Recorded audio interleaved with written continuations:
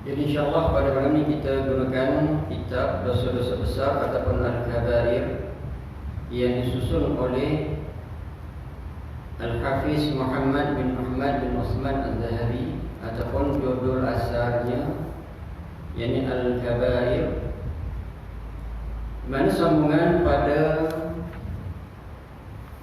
tajuk dosa yang ketiga. Qala mu'allifu rahimahullah wa nafa'ana bi'ulumihi fid darain amin ya rabbal alamin.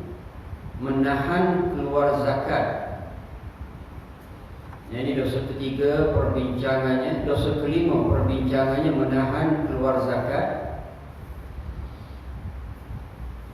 Sesungguhnya ini adalah merupakan pertemuan ketiga sebenarnya berkenaan dengan perbincangan berkenaan zakat ini. Maknanya kuliah zakat ini adalah kuliah yang ketiga. Masih dalam perbincangan berkenaan zakat. Sesungguhnya persoalan ataupun perbincangan tentang hal zakat ini agak panjang, seperti bagaimana persoalan perbincangan tentang salat.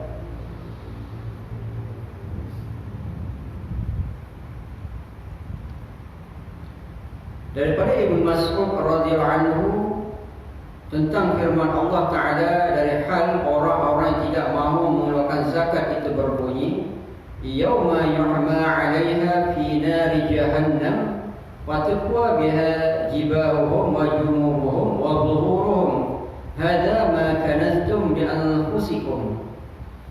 At-Taubah ayat 35, yang bermaksud pada hari dipanaskan emas dan perak itu dalam neraka jahanam, lalu dibakarkan dengannya dahi mereka, lambung mereka dan punggung mereka.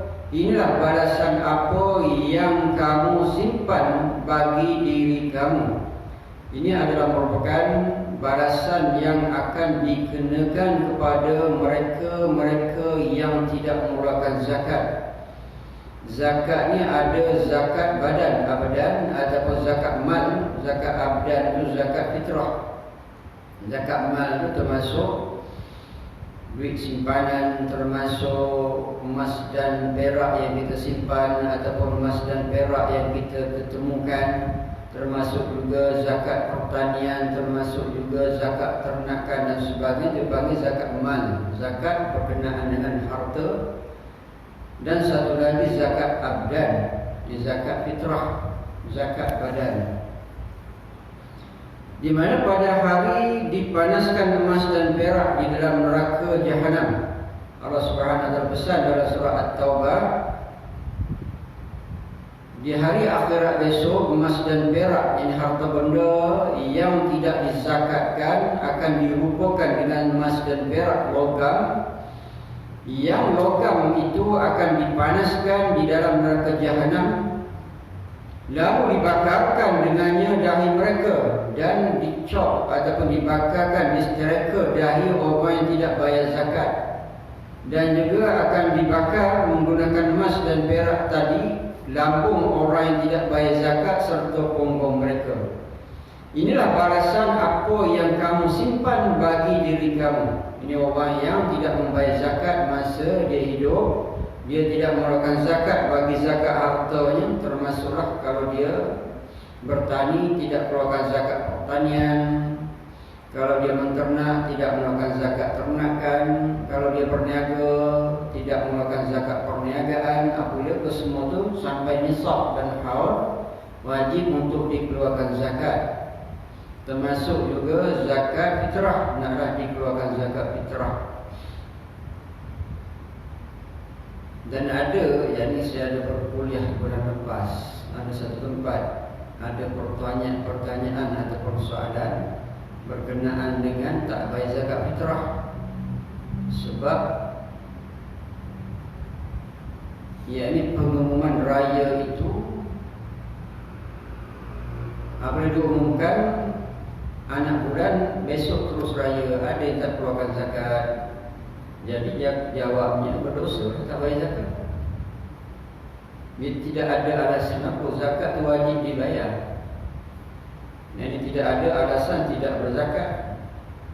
Pengumuman raya itu bukan persoalan yang sebab raya dan juga puasa, dia tengok anak bulan. Asalnya tengok anak bulan. Falak tu berlaku kemudian, takwim tu berlaku kemudian. Jadi bermakna apabila anak bulan nampak, bermakna puasa lah kita. Apabila anak bulan nampak, berhari raya lah kita. Apabila anak bulan nampak, sama ada raya, Idul Fitri ataupun Idul Adha. Yang ini bergantung kepada nampaknya anak bulan. Apabila satu negeri itu di bawah satu matlaq, satu tempat keluarnya anak bulan, di mana semua negeri itu kena berpuasa. Jadi tidak ada timbul persoalan, yakni pengumuman yang jadi menyebabkan kelang kabut. Itu bukan masalah kelang kabut, persediaan kita nak bayar zakat. Dalam mazhab Syafi'i ini, zakat boleh dibayar, harus dibayar awal Ramadan. Dalam mazhab Syafi'i, zakat harus dikeluarkan awal Ramadan.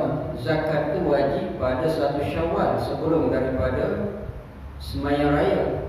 Wajib bayar 1 Syawal. Tapi harus dibayar dalam mazhab Syafi'i kita 1 Ramadan, yakni awal Ramadan.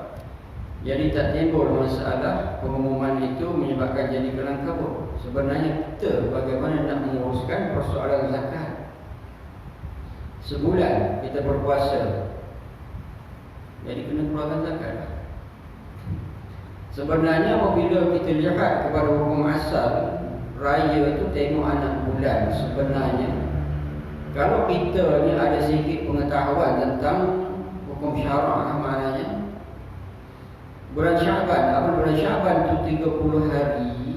30 hari Syaban itu penuh 30 hari, berkemungkinan besar bulan yang berikutnya, ini bulan Ramadan, akan jadi 29. Biasa begitu kebiasaannya anak bulan begitu. Sebab dia dalam Islam ni, hari dalam bulan itu hanya 29 dan 30, tidak ada 28, 29 ataupun 30. Kalau bulan sebelum itu, contohnya Syaban, pada tahun ini Syaban penuh 30 hari, dan besar kemungkinan Ramadan itu akan jadi 29. Dan nak dijadikan ceritanya, diumumkan oleh pemegang mahu besar anak bulan kelihatan. Apabila anak bulan kelihatan, walaupun satu tempat anak bulan itu kelihatan, semua negeri di bawah satu matlaq, tempat keluar anak bulan, bermakna raya. Walaupun keputusan pengumuman itu agak tidak popular bagi pemerintah lah, jadi orang akan marah, tapi satu tindakan yang bijak. Andai kata ambil tindakan popular, jadi kita akan membiarkan orang Islam berpuasa pada hari raya. Sebab bila nampak anak bulan, besoknya adalah raya. Dan apabila ambil tindakan yang agak untuk mempopularkan diri, orang tak nak orang kritik, di mana perbuatan itu akan disoal oleh Allah. Kita membiarkan rakyat berpuasa pada hari raya. Puasa pada hari raya adalah haram. Mungkin tindakan itu tidak popular, tapi takut kepada Allah. Itu pentingnya. Jadi kita sebagai orang Islam sebenarnya itu bukan sesuatu yang baru. Dah 1000 tahun lebih. 1000 tahun lebih kita tengok kalender ataupun falak ni baru, benda tu ijtihad. Asalnya puasa dan raya tu tengok anak bulan, itu hukum asal di dalam Islam. Begitu juga dengan solat. Solat itu hukum asalnya adalah tengok matahari, pergerakan matahari. Oleh kerana kita tidak berkemampuan untuk melihat pergerakan matahari, kita tengok takwim, tengok kalender. Asalnya adalah tengok matahari. Dan apa kita sudah biasa dengan kalender, apabila kita ni tak ada kalender, kita tak tahu beberapa masa waktu zuhur, kita tak tahu beberapa masa waktu asar. Apabila kita tercampak satu tempat yang tidak ada kalender, tidak ada alat yang boleh kita lihat bila waktu-waktu solat, di saat itulah kita perlu menggunakan ilmu kita melihat matahari. bagaimana waktu zuhur masuk, bagaimana waktu zuhur, waktu asar masuk, waktu maghrib atau isyak masuk, ataupun bilakah keadaan waktu subuh masuk. Jadi kita banyak sangat bergantung pada kalender mana kita ni, sehingga seolah-olah terlupa hukum asal Islam itu. Dan wallahu a'lam, ada satu tempat saya dimaklumkan, wallahu a'lam betul ke tidak, ayat ni radionya buat pengumuman berbuka puasa awal 4 minit. Ada satu tempat, wallahu a'lam, saya tak pasti. Jadi maknanya dia sebab radionya setahu saya biasanya azan itu adalah direkam. Mana dia azan waktu maghrib itu awal 4 minit di satu tempat. Dia tak nak sebut negeri lah. Lagi jadi bagaimana hukumnya? Wajib lah qada.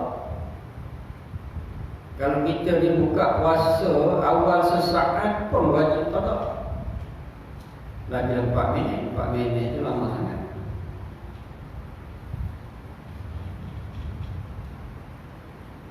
Itu ada soalan, mana persoalan. Jadi mak yang bertanya tu tanya saya, kalau yang DJ radio tu kena ambil tindakan yang itu pulang pada apa ni dia punya majikan lah. Jadi hukumnya awal seminit mesti qada.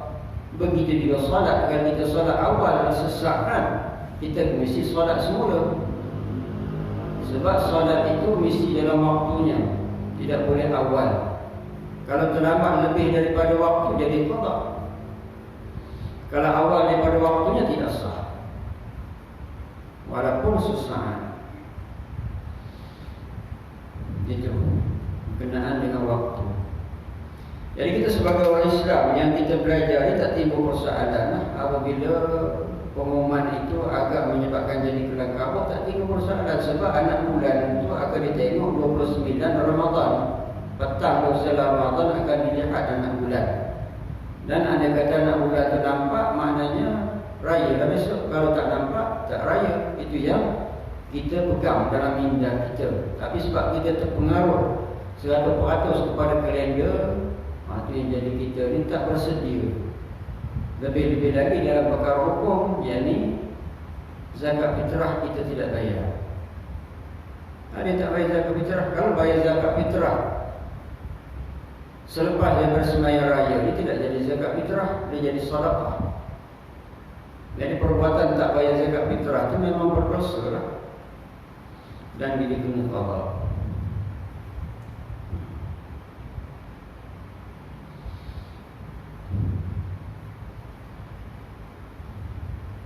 Habis.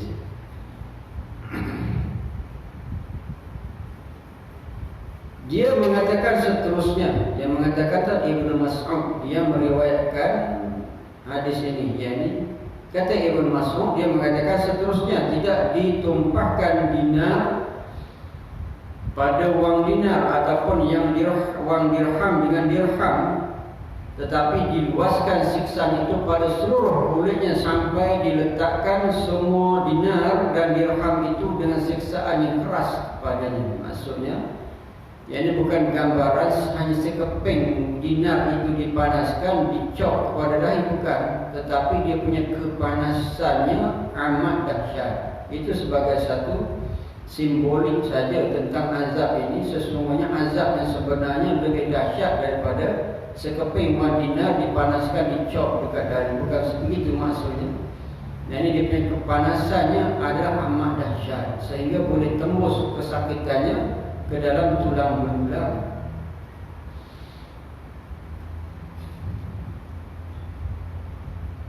Sebab mungkin orang kata kalau setakat dipanaskan sekeping shilling diletak dekat dahi boleh tahan lagi kot. Bukan macam tu. Azab Allah tu bukan sebegitu. Kepanasan itu akan meresap masuk di dalam tulang belulang seseorang. Dia punya azab begitu. Anda kata ada orang bertanya, mengapakah hanya dikhususkan siksaan itu pada dahi, lambung dan punggung sahaja? Mungkin akan timbul pertanyaan, kenapakah azab itu akan diazabkan, dicop pada dahi, lambung dan punggung sahaja? Saya menjawab, kata Ibnu Mas'ud. Ibnu Mas'ud ni sahabat Rasulullah SAW, salah seorang daripada ulama daripada kalangan sahabat. Kata beliau, kalau orang tanya mengapakah dipanaskan ataupun dicok di dahi, di lambung dan juga di punggung sahaja, kenapa tidak dibakar seluruh badan? Kata Ibnu Mas'ud, dia menjawab, sebab orang kaya yang bakhil itu jika melihat orang miskin lalu di mukanya menjadi masam dan berkerut, sengaja dikerutkan wajahnya itu, kemudian dia mengusap perutnya. Dan jika orang yang miskin itu datang mendekatnya, lalu ia memalingkan mukanya atau ia berpaling dengan punggungnya, lantaran itulah nanti ia akan dihukum Allah dengan siksaan besi panas pada anggota-anggota tubuhnya itu sesuai dengan apa yang diperbuatnya dahulu itu di dunia sebagai orang kaya yang bakhil itu. Ini adalah merupakan jawaban yang tuntas daripada Ibnu Abbas, Ibnu Mas'ud, Abdullah bin Mas'ud, kenapakah yakni dibakar di dahi dan di lambung dan di punggung? Sebab apa kata Ibnu Mas'ud, kebiasaan orang kedekut yang kaya ni, apabila orang nak minta duit ataupun apabila tiba saat untuk berzakat, dia tengok orang miskin dia berkerut dahinya, dia rasa sayang duit dia, rasa sayang untuk keluarkan bahagian daripada hartanya untuk berzakat. Dan dengan keruk dahinya kadang-kadang dia akan menggosok-gosok, mengusap-ngusap perutnya. Sayang sangat kepada harta sampai dia gosok-gosok perut, dan kadang-kadang dia akan memalingkan badannya ke tempat lain, takut orang miskin minta sedekah, ataupun lebih lagi takut orang miskin minta zakat. Dan dengan perbuatan itu, bahagian-bahagian ini disebut secara khusus oleh Allah Subhanahu wa taala di dalam Al-Quran. Bahagian yang kena azab ini Allah Taala sebut khusus di dalam Al-Quran, tapi bukan bermaksud bahagian itu sahaja yang rasa sakit, tidak, seluruh badan akan sakit.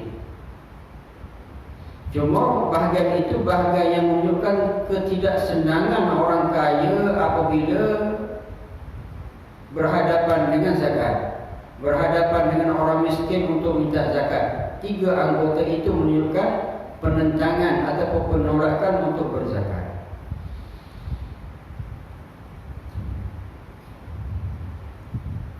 Nabi SAW telah bersabda, 5 macam kerana 5 macam pula. Para sahabat bertanya, apakah yang 5 macam kerana 5 macam itu, hai Rasulullah? Dalam hadis yang lain, Rasulullah SAW bersabda 5 perkara kerana 5 perkara, ataupun 5 macam kerana 5 macam. Sahabat bertanya, apakah yang dimaksudkan 5 perkara atau 5 macam dengan 5 macam itu ya Rasulullah? Nabi SAW lalu bersabda, Ma naqada qawmun al-'ahd illa sallallahu alaihim aduwahum wa ma hakamu bi ghairi ma anzalallahu illa fashafihimul faqr wa ma zaharat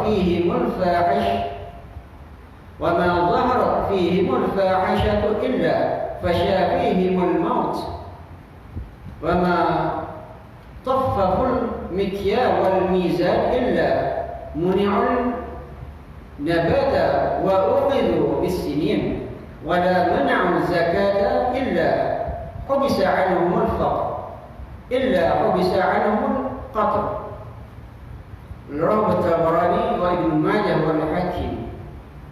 Yang bermaksud, yang pertama, tiada satu kaum yang akan menolak satu perjanjian yang sudah disepakati, melainkan Allah akan memusnahkan ke atas mereka musuh mereka. Yang pertamanya dalam hadis ini, andai kata satu kaum itu dia sudah membuat perjanjian yang sudah sepakat, tapi dia mengingkari akan kesepakatan itu, di mana Allah Subhanahu wa taala akan mendatangkan musuh yang akan boleh menguasai orang yang mungkir kepada kesepakatan perjanjian itu. Itu yang pertama dalam hadis ini. Yang kedua, tidak ada suatu kaum yang akan menghukum dengan suatu hukuman selain apa yang diturunkan Allah ke atas mereka, yakni berdasarkan Al-Quran dan Sunnah Nabi SAW, melainkan Allah akan menimpakan ke atas mereka bahaya kefakiran dan kemiskinan. Ini andai kata satu kaum itu tidak berhukum dengan hukum yang Allah Ta'ala datangkan daripada Al-Quran dan Hadis, di mana Allah Subhanahu Wa Taala akan menimpakan mereka yang tidak berhukum dengan Al-Quran dan Hadis bahaya kefakiran dan kemiskinan. Yang ketiga, tiada satu kaum yang menampakkan dalam kalangannya kejahatan dan perzinaan, melainkan Allah akan menimpakan ke atas mereka wabak penyakit yang membawa maut. Dan dalam hadis ini yang ketiga pula, kata Rasulullah, satu kaum yang dia nampak di kalangan mereka ini kejahatan dan perzinaan, macam-macam kejahatan, kezaliman, minum arak, perjudian dan sebagainya, dan termasuk perzinaan. Dia biarkan saja, dia nampak, masyarakat itu nampak, yakni gejala-gejala yang tidak baik itu. Kezaliman sana sini, minum arak sudah tidak terkawal lagi, orang Islam pun terdedah dengan arak, dan juga judi pun sudah biasa dah. Dah umpama sebagai perniagaan dah, menganggap judi itu sebagai satu usaha mendapatkan rezeki umpamanya, dan juga merebaknya penzinaan, di mana apabila berlakunya begitu dalam masyarakat sehingga tidak ada orang yang menghalang, melainkan Allah akan menimpakan ke atas mereka wabak penyakit yang membawa maut. Di antara wabak penyakit yang membawa maut, AIDS, HIV dan sebagainya lah, yang pernah berlaku di kalangan kita ni. Dan ini HIV dan AIDS itu adalah merupakan wabak penyakit yang boleh membawa maut. COVID-19 pun wabak penyakit yang boleh membawa maut juga. Allah Ta'ala datangkan itu bukan sesuatu yang sia-sia. Sudah tentulah Allah Subhanahu Wa Taala nak memberi peringatan kepada kita. Ini apabila kemaksiatan, kejahatan, perzinahan apa saja yang berlaku ini tidak dicegah, tidak ditentang ataupun tidak dihalang, dan setengah masyarakat akan rasa selesa dengan maksiat itu ataupun menyokong, suka dengan maksiat itu, yang mana Allah Subhanahu Wa Taala berdasarkan hadis ini, Allah Taala akan mendatangkan wabak penyakit yang membawa maut. Wabak penyakit yang macam-macam, dan masuk di sini wabak penyakit yang boleh membawa maut yang pernah berlaku ni, yang ada ni macam HIV, AIDS, sifilis dan sebagainya. Itu adalah merupakan wabak penyakit yang menimpa orang-orang yang melakukan hubungan jenis.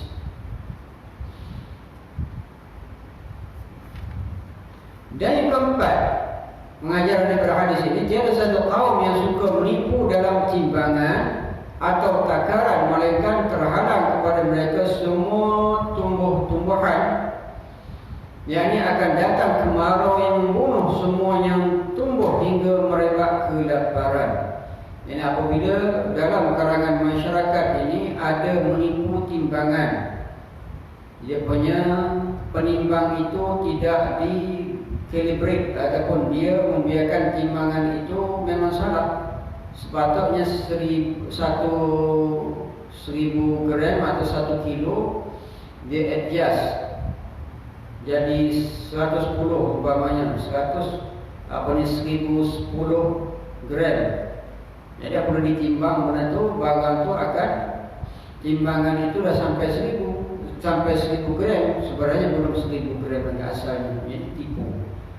Ataupun biasanya penimbang tu kan kena calibrate, kan ada dia punya dia punya tarikh calibration kan ada dekat timbangan itu. Jadi itu adalah merupakan perkara yang perlu untuk dihantar untuk dibetulkan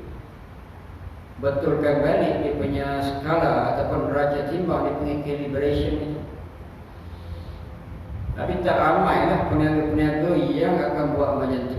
Kadang-kadang dia tahu penimbangnya itu memang salah, dia guna juga. Ini adalah merupakan perkara yang haram dalam Islam.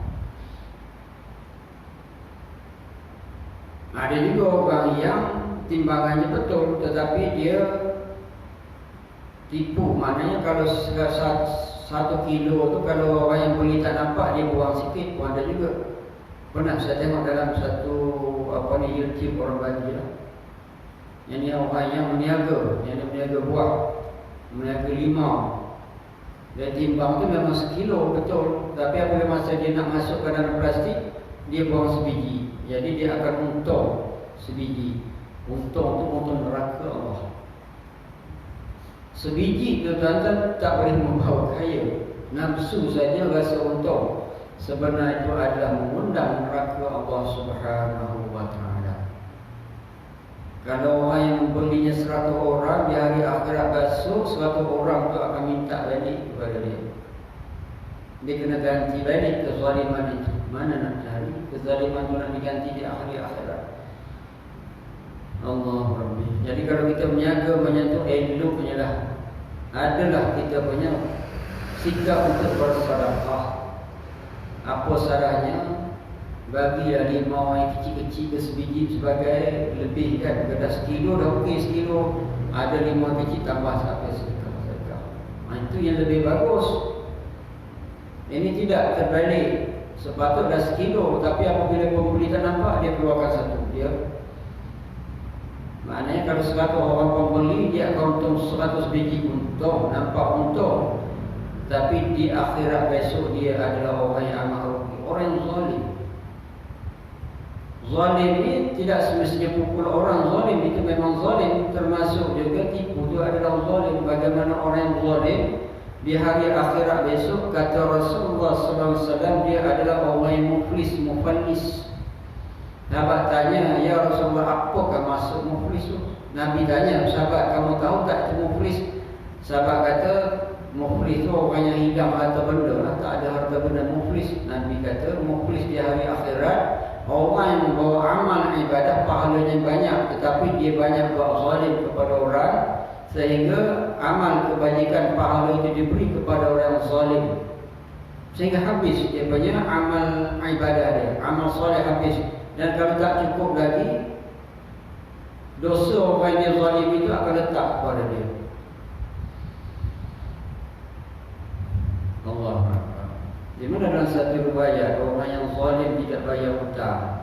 Hanya dia satu hutangnya kecil. Dia hanya hutangnya kecil, dia tidak bayar hutang. Sikit hutang. Mana kalau duit itu kalau kita jumpa di jalan pun agak kita tak kutip. Tapi hutang, di atas nama hutang. Di hari akhirat besok, orang yang memberi hutang itu akan cari juga.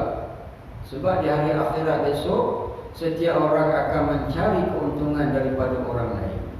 Walaupun ibu kita sendiri yang sayang kepada kita, semua nak lepas daripada azab ni. Di mana orang berhutang tidak bayar hutang dengan zalim ini, ada menyebut riwayat menyebutnya ni kena bayar dengan 700 solat yang sempurna. Mana nak dapat 700 solat yang sempurna? Yang solat yang sempurna tu mana sempurna rukun syarat sah, okey. Yang sempurna juga mau masuk, yang khusyuk dalam solat. Allahu Akbar sampai Assalamualaikum dalam solat juga hati kita. Agak-agak boleh berjaya. Yang kita tanya diri kita lah, Allahu Akbar sampai salam, apakah hati kita penuh dalam solat? Kalau penuh dalam solat, ya alhamdulillah. Tapi kadang-kadang tak ramai yang menyentuh. Rakaat pertama penuh solat, rakaat kedua tak ada dalam solat, rakaat ketiga ada dalam solat, rakaat keempat tak ada dalam solat. Nak salam baru balik dalam solat, ada juga macam tu. Ini boleh berlaku. Sebab itu adalah solat. Jadi nak bayaran orang zalim hutang ni 700 solat yang sempurna. Bukan. Janganlah kita menzalimi orang dengan hutang. Kalau ada hutang bayar. Kadang orang dah tolong dengan hutang, kita senang kita tak bayar hutang, buat dia. Kalau orang yang memberi hutang tu lalu depan rumah kita pun kita buat dia, buat tak nampak.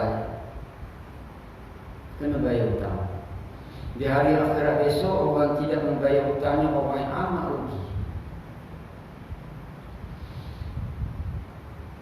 Yang kelima dalam hadis pelajaran ataupun Apa yang dapat pengajaran pada hadis ini? Yang kelima, tiada satu kaum yang menahan keluar zakat melainkan akan terhalang kepada turun hujan.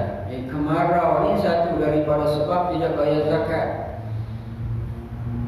Ini berdasarkan pada hadis yang diriwayatkan oleh Imam Tabarani, Imam Ibnu Majah dan juga Imam Hakim. Sebuah nasihat kepada mereka yang tertipu oleh keduniaan. Nasihat orang tertipu dengan keduniaan. Katakanlah kepada orang-orang yang telah disibukkan di dalam kehidupan dunia ini akan keterpedayaan dan keindahannya. Ingatlah akan hari esok nanti ketika berada di hari kiamat, bahawa kecelakaan dan kemusnahan akan menanti mereka. Tidak ada gunanya semua harta dan kekayaan yang telah mereka kumpulkan di dunia itu apabila ia sudah melewati batas yang dibenarkan. Apakah ia tidak mahu ingat akan hari yang dipanaskan segala harta kekayaan yang berupa emas dan perak di atas neraka jahanam, lalu dengan harta itu diselar mukanya, lambungnya dan punggungnya.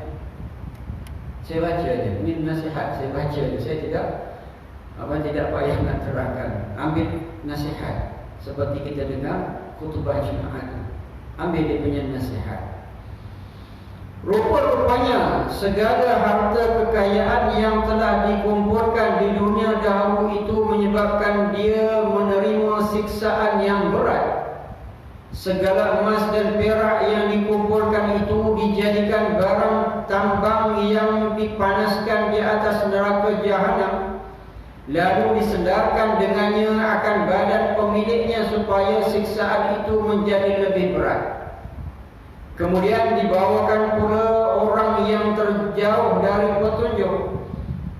Dahulu ia berusaha mengumpulkan diri kepada kumpulan-kumpulan yang tiada punya cahaya yang meliputi diri mereka.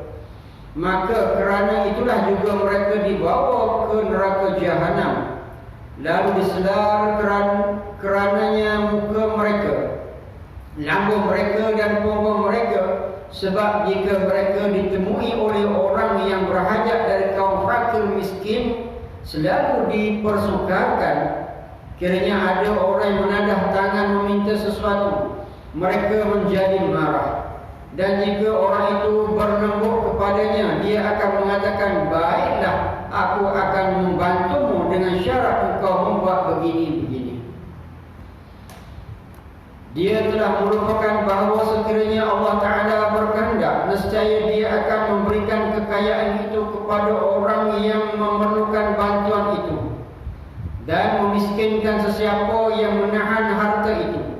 Mereka telah lupa hikmah ketuhanan Maha Pencipta apabila memberikan orang itu menjadi kaya dan orang itu menjadi miskin. Alangkah hairannya betapa beratnya kesusahan orang ini. Nanti apabila dihimpitkan di dalam kuburnya, ingatlah hari di mana akan diselar di atas neraka jahanam akan wajah mereka, lambung mereka dan punggung mereka. Lalu semua harta kekayaan itu akan diambil oleh para warisnya tanpa menanggung susah payah. Namun orang yang mengumpulkan harta kekayaan itu kelak akan ditanya di hari kiamat, dari mana diperoleh?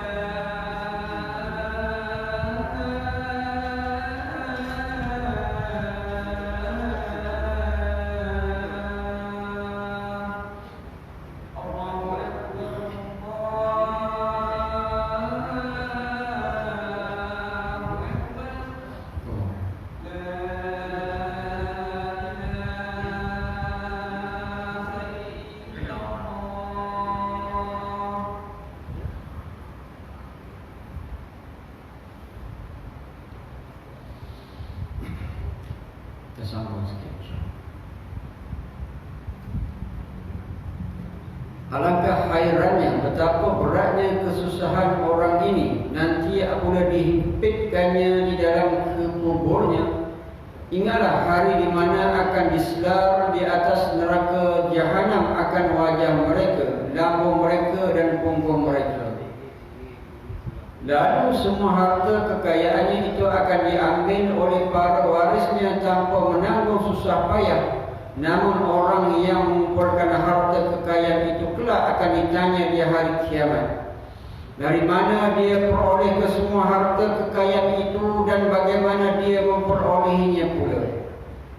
Jadi yang akan menerima kesusahannya ialah si pengumpulnya, manakala yang merasakan kenikmatannya ialah siapa yang mewarisinya. Kalau begitu, di mana agaknya perasaan para pengumpul harta kekayaan itu? Di mana akal mereka? Ingatlah di hari di mana akan disedar dengannya wajah mereka, lambung mereka dan punggung mereka. Alangkah sedihnya jika anda melihat mereka menderita kesiksaan di dalam lubang neraka, berbolak-balik di atas bara-bara api yang berasal dari dirham dan dinar mereka itu. Kedua-dua tangan kanan kiri mereka dibelenggu ke tengkuk tersebat oleh kekikiran mereka, padahal mereka itu adalah kaya raya. Alangkah pedihnya jika anda melihat mereka di dalam neraka jahim, diberi minum dari air panas yang menggelegak, sedangkan mereka tidak sabar menanggung siksaan itu. Sudah tidak tertahan-tahan lagi rasa pedihnya. Ingatlah di hari di mana akan diselar dengannya wajah mereka, lambung mereka dan punggung mereka. Betapa banyak kali mereka sudah diingatkan mengenai hari ini ketika dahulu di dunia, tetapi malangnya tiada seorang di antara mereka yang mahu mendengar nasihat itu.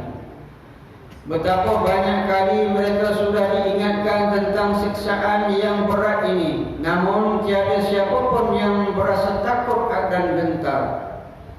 Betapa banyak kali diberitahukan dari hal ancaman orang yang menahan zakat dan akibat siapa yang enggan mengeluarkan zakatnya, namun semua ingatan itu tidak berguna dan tidak diperdulikan sama sekali.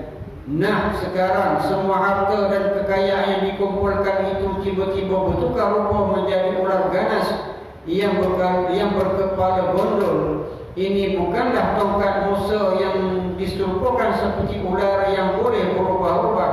Ingatlah di hari di mana akan diselar dengannya wajah mereka, lambung mereka dan punggung mereka. Habis. Ini adalah peringatan kepada orang yang berharta, yang mengumpulkan harta tetapi dia cuai atau lari daripada berzakat. Sedangkan kekayaan yang kita ada itu adalah diberi oleh Allah. Allah Subhanahu wa taala boleh memberi kekayaan dan boleh memberi kemiskinan kepada sesiapa sahaja. Dan Allah Subhanahu wa taala pun boleh untuk menjadikan semua manusia kaya, tak ada seorang miskin, tapi tidak. Dengan kehendak Allah, di atas sifat Allah sebagai Tuhan yakni Tuhan yang mentadbir alam ini. Allah Ta'ala jadikan manusia yakni tolong-menolong dengan harta mereka. Dan di dalam pertolongan itu Allah Subhanahu wa taala memberi pahala bagi mereka yang berharta dan yang berzakat. Dan juga Allah Ta'ala beri pahala kepada orang miskin yang sabar. Itu adalah merupakan kejadian Allah, fitrah kejadian Allah di atas alam. Allah Subhanahu wa taala boleh jadikan manusia ini tak perlu makan minum, tak perlu kepada harta seperti mereka, boleh. Tapi Allah Subhanahu wa taala nak tunjukkan kepada manusia dia sebagai Tuhan. Dan dalam perkara ini Allah Ta'ala meletakkan kewajipan mereka yang berharta sedikit daripadanya untuk berzakat, kadar 2.5% sahaja daripada harta untuk berzakat. Tapi apabila manusia diuji dengan kekayaan, dia akan jadi kedekut. Innama amwalukum wa auladukum fitnah. Sesungguhnya harta kamu dan anak pinak kamu adalah ujian. Orang yang dapat kekayaan pun ujian, orang diuji dengan kemiskinan pun ujian. Orang diberi anak yang semua berjaya pun ujian, orang diberi anak yang tidak berjaya pun ujian. Semua ujian daripada Allah. Dan orang yang tidak berzakat ini, dia sudah tentulah berhadapan dengan azab. Di antaranya mula kepala gondol, satu titik daripada dia punya bisanya. Kalau jatuh di atas muka bumi ini memang tak boleh hidup. Tumbuhan di atas muka bumi itulah yang akan mematuk orang yang tak bayar zakat. Di samping dengan dia akan disetrika di wajahnya, di lambungnya dan di punggungnya, dan dia akan masukkan neraka Allah Subhanahu wa taala. Dan yang lain pula, harta yang kita tinggalkan tidak berzakat akan diwariskan kepada waris. Waris pun dapat harta banyak, dia tak peduli zakat kita bayar tak, zakat kita tak bayar. Sedangkan harta zakat yang tidak dibayar wajib untuk dizakatkan secara qada. Itu hukum agama. Kalau tidak dibayar masa dia hidup, tapi waris tak peduli yang tu. Dia dapat sejuta lah, dia dapat 2 juta lah. Orang kaya tinggal harta banyak, waris akan dapat harta. Mati kita hari ini, malam nanti dia sudah selongkar semua. Geran-geran tanah kita, buku-buku bank kita, semua waris kita akan selongkar sebab tu hak mereka. Semua ambil, walaupun semua kesedihan. Hari siang sedih, malam tengok harta bertimbul dah tak sedih. Tapi yang sedih siapa? Kita di dalam kubur apabila kita tidak berzakat. Tapi kalau kita sudah berzakat dan kita juga membuat peruntukan daripada harta kita untuk kita bersedekah, kita tidak timbul masalah apa-apa. Kita tinggal harta yang banyak kepada anak kita tak bisa. Separuh daripada harta kita bersedekah, zakat kita tidak pernah miss. Yang lain itu sebahagian kita tinggal untuk anak kita, untuk akhirat kita. Kita tengok harta kita daripada kita sedekah, kita infak kepada agama, kita sudah orang yang kaya. Di sebalik ibadah-ibadah yang lain, sedekah Allah Subhanahu wa taala sediakan satu pintu syurga, pintu sedekah. Orang banyak sedekah, dia akan pilih pintu boleh masuk pintu sedekah. Orang yang banyak berpuasa, dia boleh masuk pintu-pintu ar-rayyan, boleh pilih. Jadi mudah-mudahan apa yang kita kongsikan kepada orang dapat manfaat kepada kita, berzakatlah. Bukan banyak, sikit aja, lebih kurang 2.5% sahaja daripada harta. A'udzubillahi minasyaitonirrajim. Bismillahirrahmanirrahim. Alhamdulillahirabbil alamin. Allahumma arina al-haqqa wa warzuqna ittiba'ahu wa arina al-batila batilan warzuqna ijtinabah. Allahumma fa'alna bima 'allamtana wa ja'alna min 'ibadika as-salihin. Wa sallallahu ala sayyidina Muhammad wa ala alihi wa sahbihi wa sallam. Alhamdulillahirabbil alamin. أقول قولي هذا وأستغفر الله العظيم لي ولكم ولسائر المسلمين والمسلمات فاستغفروه إنه هو الغفور الرحيم. السلام عليكم ورحمة الله وبركاته.